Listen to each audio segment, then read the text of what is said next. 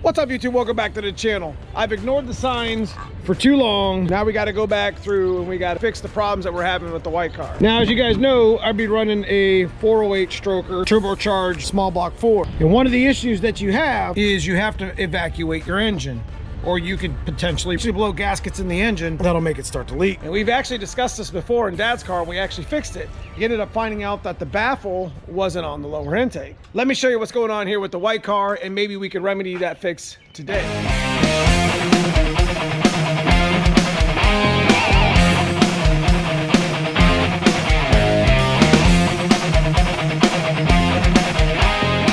Now, back here in the back of the intake is a PCV.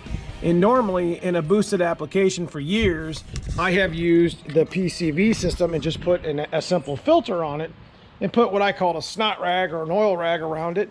And it worked pretty good for the most part. Now, this is a box R trick flow intake that has the baffle on the lower intake to be able to accept the little screen, potentially keeps the oil down in the oil valley. But as you can see from my little mock-up here, that this little piece has seen its days.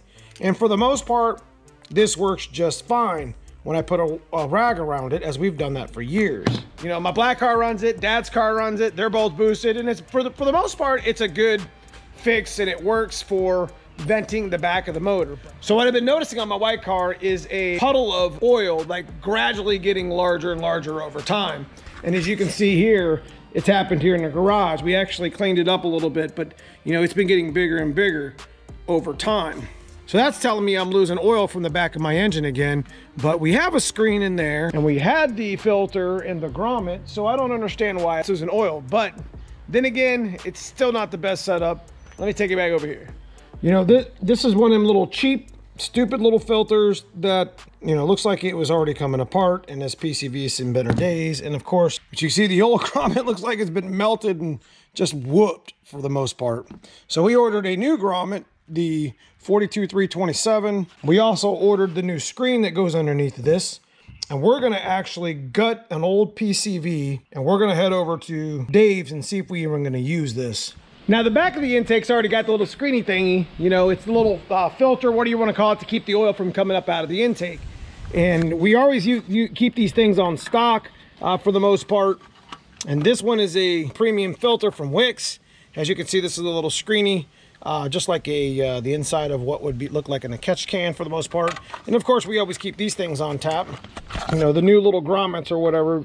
As we do a lot of restoration here, these are always a go-to for replacing when it comes to intakes. We run a catch can. My bracket's not on right now, so we just kind of run it out the fender here. But what we're going to actually do is we're going to head over to Dave's, and we're going to probably make this a little bit larger, put a bigger filter on it, and we're going to actually, what I think he wants to do is tap a hole, weld a bung fitting, so I could just simply run a nice 1/2-inch hose from the back over to my catch can, which is kind of the way it should be anyways. Didn't understand that at the dynos and here parked in the car in the shop. I just didn't understand why there was always oil condensation coming out from under the motor.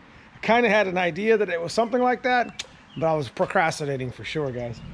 All right, for you stock Foxbody guys, you know, both my white and my black car both make a good amount of horsepower, and even Dad's car for the most part makes really good horsepower for being a stock bottom and a little boosted application. But what about those factory Foxbody guys out there that are wondering if this even applies to them? Here, let me show you on this little stock convertible we have sitting over here in the corner. In a nutshell, from the factory, the driver's side valve cover has no ventilation, which to me, terrible idea. Coming over to the passenger side, which is usually where oil fill is blocked off, which kind of really hinders the airflow whatsoever. And then you see it recirculates back into the throttle body and gets burned whatever excess air comes out of the engine. Now on the back side, the last thing is the PCV back here, which pretty much just feeds back up into the intake. And if you got too much oil consumption up in the intake, you're gonna get like an oil residue. If you take this hose off, you're gonna get like an oil residue inside here, and you'll notice that you're gonna start actually burning some oil.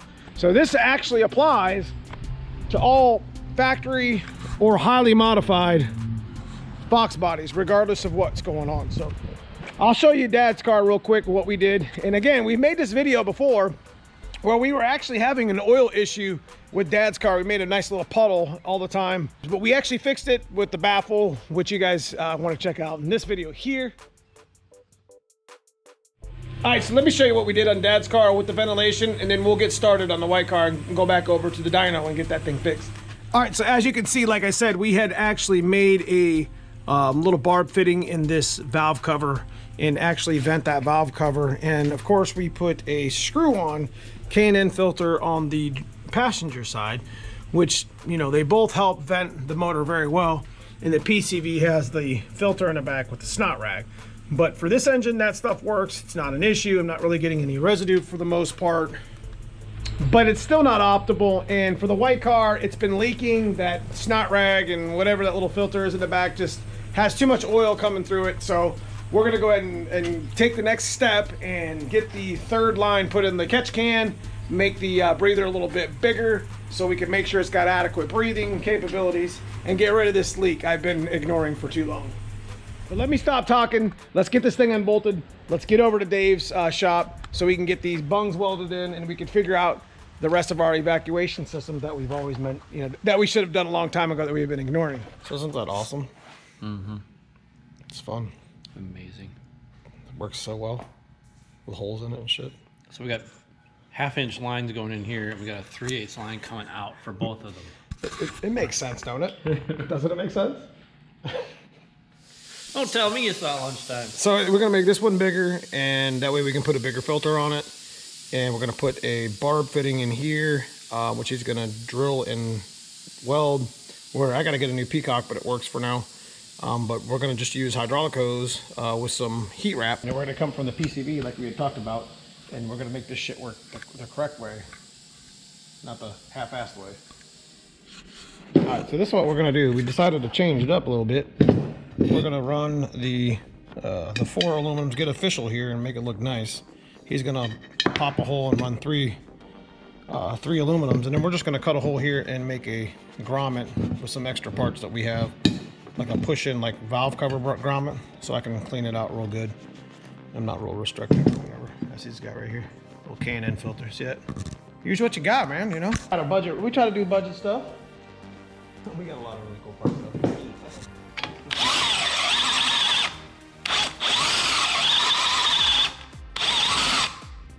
Yes, sir. Put it back in there. Don't rip it. Put it back in there. That thing's in there good, but that's right. I gotta take it out anyway because I gotta weld. All right. Look at that. Way better than what it was, and more breathing. Marginally towards more professional. Just marginally. Just a little bit. Just a wee bit.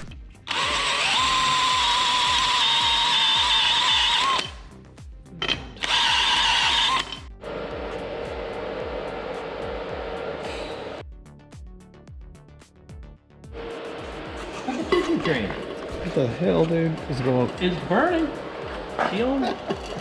Making bacon. Making something. I guess we could have cleaned it out, right? Nah. I ain't got time for that. You have it hotter than shit. Ooh, that's hot. Finna blow up. It's official though. Ow. Looks good. Got the grommet set for here. Got this in here. All right, so we ended up getting the catch can modified. We ended up putting the bungs, all 3 bungs in instead of doing, and we did the push like we were talking about earlier. So I want to give a shout out to the mad scientist. You guys know him, Dave Dalkey, that tunes with me. So yeah, this will actually work out really well. So now I just need to get some hydraulic hose. Definitely looks a lot more legit, and you guys already know we got our little dash 10 feeds at home. So we're gonna go ahead and thread seal them and just run a barb fitting for now. What we'll probably end up doing is the same thing that we got on the other ones with the line, because that's the appropriate thing to do, especially for the horsepower that we're running in the cars. So anyway, all right, let's get back to the shop. We'll run over and get a barb fitting. Let's get back to shop and we'll put this on. All right, so we ran over here to Home Depot in the pipe fitting area. This isn't exactly the optimal thing to do, obviously, but we're just gonna run some barb fittings for now with the grommet and stuff until we get the fittings like in the hosing like we have. We'll work on that stuff later, so not a big deal. We'll get things fitted up and get back to the shop and fix it. All right, so we just got back from the parts store, and we're just gonna go ahead and run some half-inch hose, heater hose from our little grommet here, or our little barb fitting. So this should work for a while. You can try to get the fittings and stuff that match this. We're just gonna go ahead and get this hooked up into the car. Should work out real well. Fit nice and tight in the back of the intake and ventilate our car, and so it doesn't leak anymore. So just mount it up. Once again, doesn't really matter which one goes where. And then we'll run our hose. All right, guys, so we got most of our little modification done. I ran the hose about the same length as the other hoses. I'll end up wrapping that with the heat wrap or whatever, but I got a bracket inside here. We leave it like this just for now. It's not perfect, it's not optimal, but it works. Pretty much all I got for you guys today. You know, I've been ignoring this for so many years, and the oil's been getting worse and worse. And it's kind of dangerous because my motor could actually lose oil. It's already down like a quart or so. And that's kind of dangerous for a higher horsepower setup, because you know you don't want to run your oil too thin or whatever. Whether it's modified or stock, this stuff applies. Guys, if you enjoy the channel, if you guys enjoy me bringing stuff like this, hit that like and subscribe below. Check out that merch shelf, check out that join button, and of course check out the thanks button if you feel like you want to donate to the channel. And I appreciate the watch time, and I will see you guys soon in the next video. Thank you. So we ended up running the car around town for a little bit today, for about an hour. Ran some errands. I'm going to show you the fix underneath the car. So at this point, the car would have had a nice decent size oil spill. You can see there's only like one little drop, but that's probably residual oil from where I cleaned it off. So I'm pretty happy with the fix. Again, it's not optimal, but it does work, and it's better than what it was. So just wanted to show you guys at the end of the video.